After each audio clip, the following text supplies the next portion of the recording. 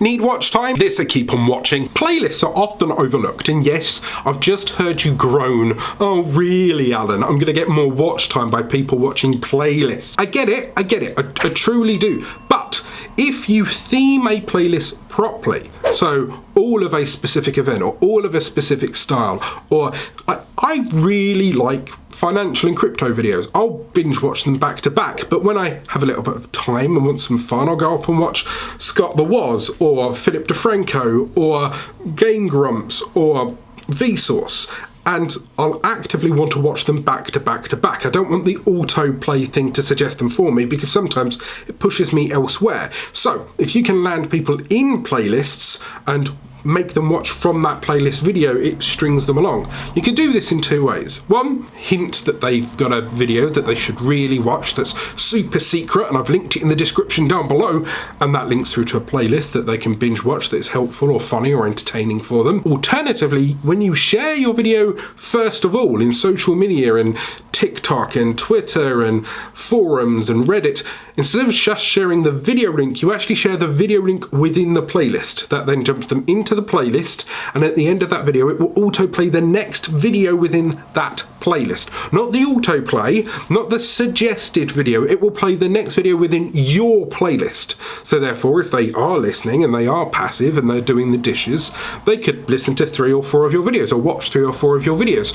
Or if your content, for example, is kids TV stuff, you've got a 4-year-old sat in front of a TV that now continues to watch the next, I don't know, Baby Bum, Coco Melon, Dougie episodes back to back to back to back, giving you more watch time and retention. Retention is key. There's no point in having a 10-minute video if they jump off within 20 seconds. If you've clickbaited them into a title that doesn't have anything to do with it, or it is so boring and ear-splittingly painful to listen to, or so hard to watch, retention here is key. You need to understand that the video needs to be long enough to satiate their needs, not too short that they wanted much more, and not too long that they get bored and hop out of the video. You'll notice with this video, for example, there's B-roll to keep you interested. I zoom in and out. I'm changing the background to make it to something different, something that engages people so their brain doesn't switch off. It's okay if you're doing some kind of meditation video for them to just float off into the background. If it's a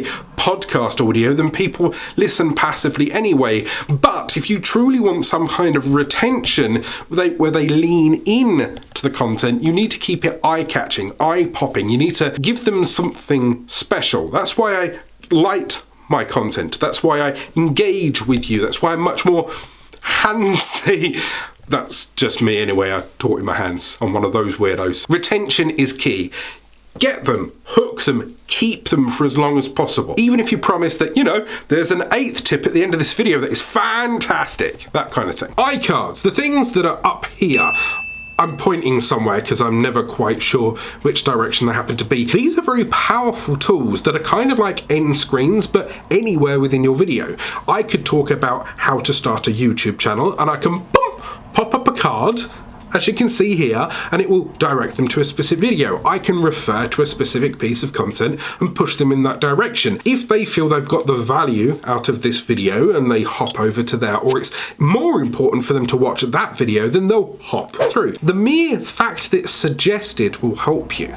The fact that it gives them an option that they will jump from here to another one of your videos helps session watch time. The session watch time is also important, that if truly the best option out of that video is somebody else's content, that's not a negative against you. You've continued that session watch time. If I was to say that a certain tutorial was so much better than mine and you should go and check it out, right, then that pushes session watch time onto YouTube. YouTube grants you the benefit of that watch time. When they click off and leave another channel, they penalise that channel and not yours. So if you continue to push people wherever you want, it could be with iCards, websites, it could be downloadable links, it could be playlists, it could be videos, whatever you wish. Use the iCards to your advantage because they're there, just don't spam them at every single second, right?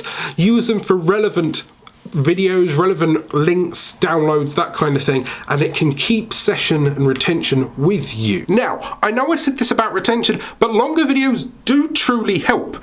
If there is something that you can do in 30 seconds and it doesn't need more than 30 seconds, then fine.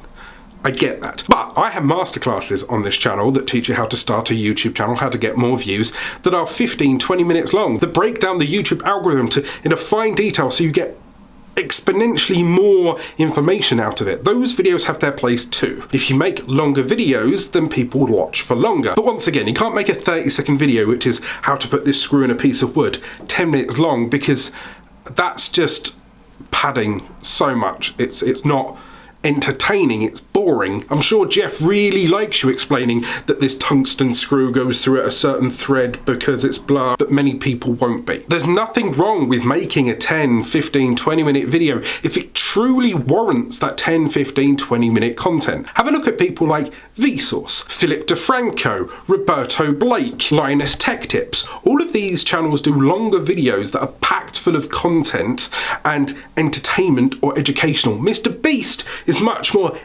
entertainment, and his videos are also over 10 minutes in length, and they're packed and they're powerful. He could have just gone, here's the Squid Game, here's the winner, ta-da, there's the money, but he doesn't. He weaves it into a story, he tells you how it goes.